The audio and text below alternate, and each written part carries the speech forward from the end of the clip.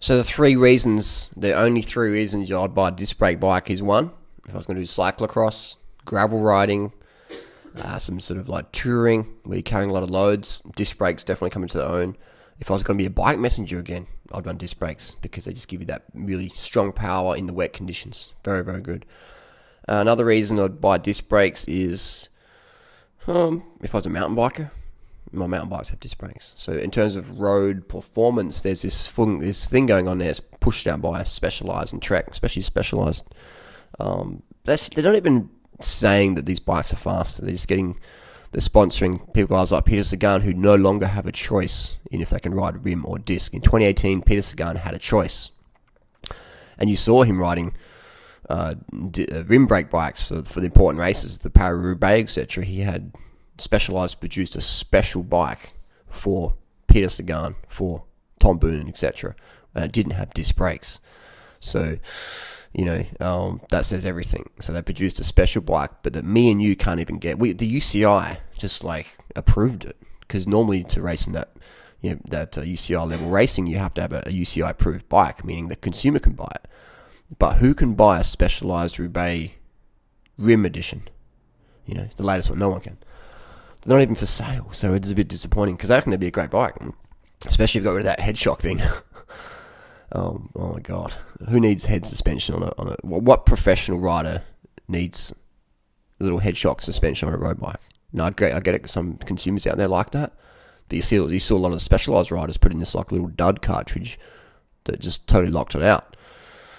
I've ridden those Specialized Roubaix, and I don't like it. I don't like how these bikes are becoming comfort bikes, which is fine.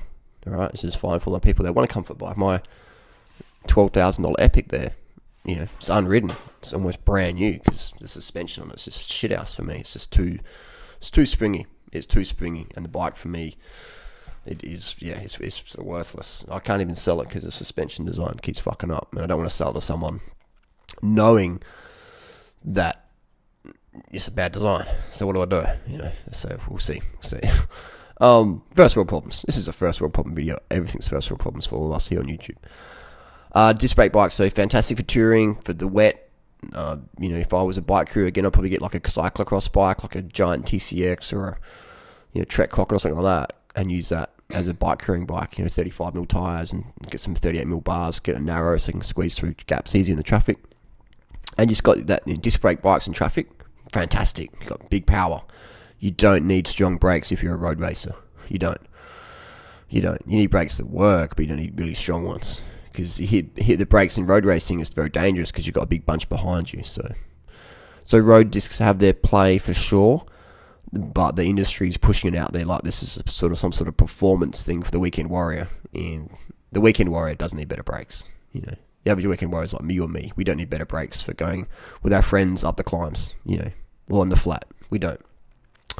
But again, it's about sponsoring the big name riders and making the assumption that they choose that product when they're actually paid to endorse it, and that they have no choice in 2019. And then the average punter is going, aero bike must be the go. Disc brake bike. Well, what bike did Peter Sagan use in the World Championships in 2017? He used a Tarmac. He had the choice between a Venge and a Tarmac, and he used the Venge the year before, and then he switched back to his Tarmac, the SL6 rim brake.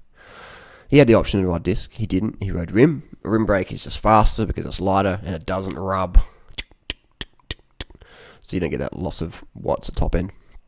But again, if you're just cruising around, a rubbing rotor isn't an issue. If you're just cruising around, it doesn't really matter. As a bike messenger on your cycle, it doesn't. A bit of rubbing, it doesn't matter. But if you're going for every second counts on Strava, then disc brakes on the climb, it's just, for me, it's overkill. It's overkill.